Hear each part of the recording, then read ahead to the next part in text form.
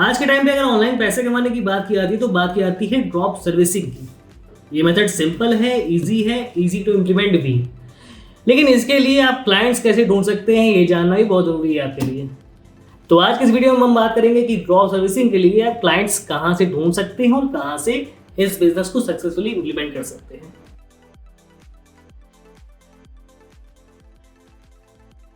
देखिए, सबसे पहले ईमानदारी से इस बारे में बात कर लेते हैं कि ड्रॉप सर्विसिंग बिजनेस किसी और सिंपल बिजनेस से बहुत ज्यादा अलग नहीं होता है क्लाइंट्स ढूंढने के मामले में।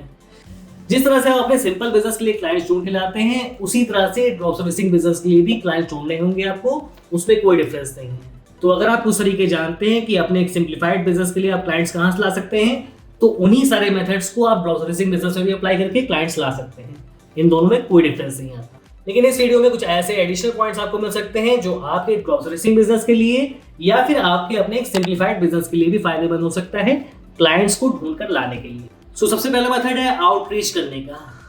जैसे कि आप जीवन का एक सिद्धांत जानते हैं, प्यासे को कुएं के पास जाना होता है, कुआं प्यासे के पास अपने आप नहीं आता है। इसी तरह से आप कोई बिजनेस कर रहे हैं तो आपको कस्टमर के पास जाना पड़ेगा, मतलब आपको उसे आउटरीच करना पड़ेगा। अब आउटरीच करने के कई सारे मेथड हो सकते हैं। यहाँ पर कई सारी कंडीशंस हो सकती हैं जो कि डिपेंड करती हैं आपके वर्किंग एरियाज पे। मतलब आप अपने शहर के अंदर क्लाइंट्स ढूंढना चाहते हैं, उन कस्टमर्स के लिए काम करना चाहते हैं जो कि आपके शहर के अंदर हैं, तो आपके लिए बहुत अच्छा मेथड होता है कोल्ड कॉलिंग करने का और उनसे एक मीटिंग अरेंज करने का। क्योंकि यहाँ पर आपको उनसे अच्छे पैसे कमाने हैं, उनसे अच्छा प्रॉफिट निकालना है, तो बहुत जरूरी होता है कि आप एक बार 1-to-1 मीटिंग कर लें, तो इससे अच्छा बेनिफिट मिल सकता है आपको। क्योंकि आज डेट में बहुत सारे लोग चाहते हैं कि केवल ईमेल पे काम हो जाए, व्हाट्सएप पे काम हो जाए, लेकिन उनसे डिफरेंशिएट करना है आपको, तो कुछ एडिशनल एफर्ट्स करने होंगे, मतलब 1-to-1 मीटिंग करनी होगी। ये मीटिंग करने के लिए आप उनसे टाइम ले सकते हैं। ये काम आप व्हाट्सएप पे, ईमेल पे या फिर कोल्ड कॉल करके भी कर सकते हैं। लेकिन जैसे ही आपकी 1-to-1 मीटिंग हो जाती है तो यहाँ पर आपको एक एडिशनल बेनिफिट मिल सकता है उस कस्टमर के दिमाग में। दूसरा मेथड, अगर आप अपने शहर के बाहर काम कर रहे हैं, मतलब आप पूरे देश के लिए काम कर रहे हैं, तो यहाँ पर 1-to-1 मीटिंग अरेंज करना बहुत ज्यादा मुश्किल हो जाता है। इसलिए यहाँ पर जरूरी हो जाता है कि आप कस्टमर को आउटरीच करें ईमेल के थ्रू, व्हाट्सएप के थ्रू, एसएमएस के थ्रू या फिर किसी सोशल मीडिया के थ्रू। जब आप कस्टमर को आउटरीच करते हैं तो वहां पर आपको कुछ बातें ध्यान रखनी पड़ेंगी। मतलब आपको स्पैमिंग नहीं करनी है, मतलब बहुत सारे कस्टमर्स को आप एक ही मैसेज नहीं भेज सकते हैं। अगर आप ऐसा करते हैं तो आपको व्हाट्सएप भी ब्लॉक कर सकता है, आपकी ईमेल्स स्पैम में जाने लगेंगी और सोशल मीडिया भी आपको ब्लॉक कर सकता है।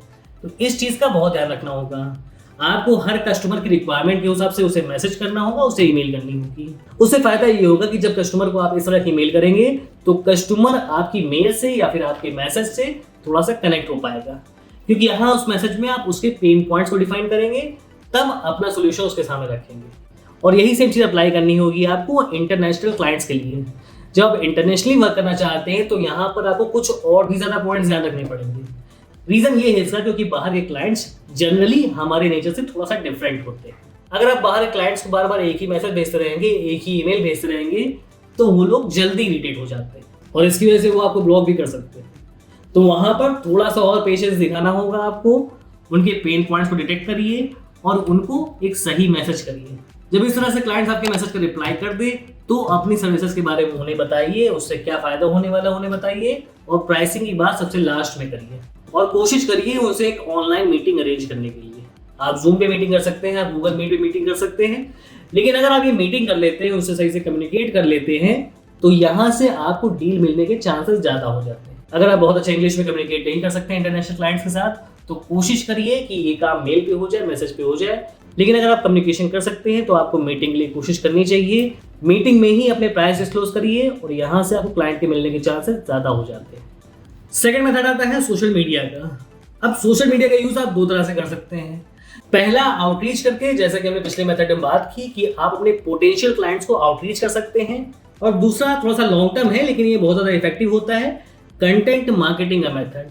मतलब आपको अपने सोशल मीडिया पे अपनी निश रिलेटेड कंटेंट पोस्ट करना है, रेगुलर पोस्ट करना है और क्वालिटी कंटेंट ही पोस्ट करना है। फायदा इससे ये होगा कि आपके पोटेंशियल क्लाइंट्स अपने आप उस कंटेंट पर आएंगे, आपके कंटेंट को पढ़ेंगे या फिर फोटो वीडियो कंटेंट है उसे देखेंगे और यहाँ से आपसे थोड़ा सा इंप्रेस होके आपसे कम्युनिकेट कर सकते हैं, आपको मैसेज कर सकते हैं, या फिर जब आप उनको आउटरीच करेंगे तो ये इफेक्ट उनके दिमाग में रहेगा, तो आपको रिप्लाई आने की पॉसिबिलिटी ज्यादा बनेगी। अब अगला सवाल ये होता है कि कंटेंट मार्केटिंग इतना इजी प्रोसेस नहीं है कि कोई भी सिंगल पर्सन इस काम को कर सके। तो इसके सोल्यूशन के लिए आपको अच्छे अच्छे आजकल AI टूल्स मिल गए हैं, चैट GPT मिल गया है। तो यहाँ से कुछ कंटेंट जनरेट करिए, अपने सोशल मीडिया पे उस कंटेंट को पोस्ट करिए। बस पोस्ट करने के पहले ये ध्यान रखिए कि आप उस कंटेंट को पढ़ लें, देख लें, इससे आपके समझ में आ जाए ये कंटेंट कहना क्या चाह रहा है और जो बात, जो मैसेज हम अपने व्यूअर्स तक पहुंचाना चाह रहे हैं वो पहुंच रही है या नहीं पहुंच रही है। इस चीज का लॉन्ग रन में आपको एक बहुत अच्छा फायदा मिल सकता है और आप एक बहुत अच्छी कम्युनिटी बिल्ड कर सकते हैं और ये चीज आपके हर तरह के बिजनेस में अप्लाई की जा सकती है। लेकिन स्पेसिफिकली अगर हम ड्रॉप सर्विसिंग की बात करें तो सोशल मीडिया का यूज और भी बढ़ जाता है। एक तरफ जहां पर हम क्लाइंट्स ला रहे हैं सोशल मीडिया के थ्रू, वहीं पर फ्रीलांसर को भी हम अट्रैक्ट कर रहे हैं अपने सोशल मीडिया कंटेंट के थ्रू। यहाँ पर पैरेलली हम एक और कम्युनिटी बिल्ड करने की कोशिश कर रहे हैं जो एक फ्रीलांसर की टीम की तरह काम करेगी और हमारे लिए बेनिफिशियल होगी। मतलब एक तरफ सोशल मीडिया पे क्लाइंट्स ढूंढ रहे हैं अपने लिए और साथ ही साथ फ्रीलांसर्स की टीम भी बिल्ड कर रहे हैं। अब अगला सवाल ये आता है कि ड्रॉप सर्विसिंग के लिए कौन से सोशल मीडिया प्लेटफॉर्म्स अच्छे हो सकते हैं। तो मेनली दो प्लेटफॉर्म सबसे अच्छे काम करते हैं ड्रॉप सर्विसिंग के लिए, एक फेसबुक और दूसरा लिंक्डइन। अगर हम इंस्टाग्राम की बात करें तो वहां पर मोस्टली अभी एक नॉन सीरियस ऑडियंस है जो कि वर्किंग प्रोफेशनल्स कम है, इसलिए फेसबुक और लिंक्डइन का यूज करके आप एक अच्छी मार्केटिंग कर सकते हैं, ड्रॉप सर्विसिंग के लिए क्लाइंट्स भी ला सकते हैं और फ्रीलांसर्स की एक टीम भी बिल्ड कर सकते हैं। तीसरा मेथड आता है अपने वेबसाइट पर एक ब्लॉग जरूर बनाइए। आप किसी भी निश पे काम कर रहे हैं, आप ग्राफिक डिजाइनिंग कर रहे हैं, आप वेबसाइट डिजाइनिंग कर रहे हैं, आप सॉफ्टवेयर बना रहे हैं, जिस भी इंडस्ट्री में ड्रॉप सर्विसिंग करना चाहते हैं उससे रिलेटेड ब्लॉग लिखना स्टार्ट करिए।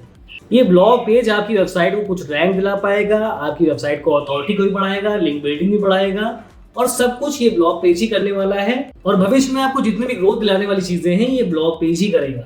यहाँ पर आप जितने अच्छे और जितने ज्यादा आर्टिकल डाल सकते हैं पोस्ट करिए उन्हें, क्योंकि यहाँ से जो ऑडियंस आपके पास आएगी वो काफी ऑनेस्ट होगी और भविष्य में आपको वो काम दे सकती है। बस ये काम करते हुए आपको कुछ बातें ध्यान में रखनी होंगी कि जो भी ब्लॉग आप लिख रहे हैं, जो भी आर्टिकल्स लिख रहे हैं, ये आपके लिए लॉन्ग रन में काम करेंगे। आज की डेट में आपको इससे शायद कोई ट्रैफिक ना आए, लेकिन 6 महीने बाद, 1 साल बाद आपको यहाँ से एक अच्छा ट्रैफिक आएगा और पोटेंशियल कस्टमर्स भी आएंगे। दूसरी बात, यहाँ से आपको कुछ ईमेल सब्सक्राइबर्स मिलेंगे जिनको आप ईमेल कैंपेनिंग के थ्रू टारगेट कर सकते हैं और यहाँ से आपको कुछ कस्टमर्स भी मिल सकते हैं। तीसरी बात ध्यान रखने वाली ये है कि यहाँ पर आपको AI जनरेटेड कंटेंट नहीं लिखना चाहिए।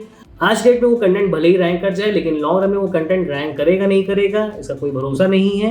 कल को गूगल क्या अपडेट निकालते और ये ऑटो जनरेटेड कंटेंट रैंक करता है नहीं करता है, इस पर आपको डिपेंड नहीं रहना चाहिए।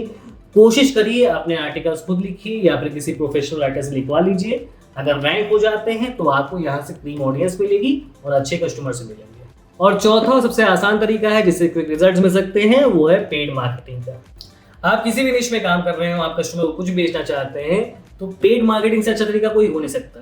क्योंकि प्रैक्टिकल बात यह है कि जब आप कोई काम करते हैं, कोई बिजनेस करते हैं, तो आप चाहते हैं उसमें कुछ पैसा आए, कुछ सेल हो, उससे कुछ रेवेन्यू हो और कुछ प्रॉफिट हम निकालें।